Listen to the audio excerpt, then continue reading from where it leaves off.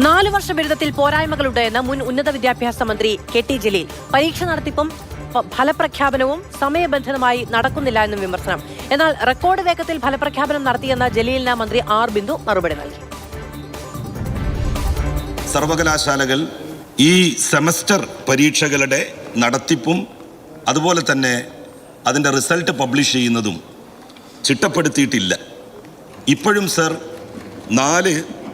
4 വർഷ കോഴ്സുകൾ നമ്മൾ ഭരണതലത്തിൽ ഒരുപാട് തീരുമാനങ്ങൾ എടുക്കുന്നുണ്ടെങ്കിലും അത് നടപ്പിലാക്കുന്നതിന് വേണ്ടത്ര ഒരു ജാഗ്രത കാണിക്കുന്നുണ്ടോ എന്നുള്ളത് പരിശോധിക്കേണ്ട കാര്യമാണ്.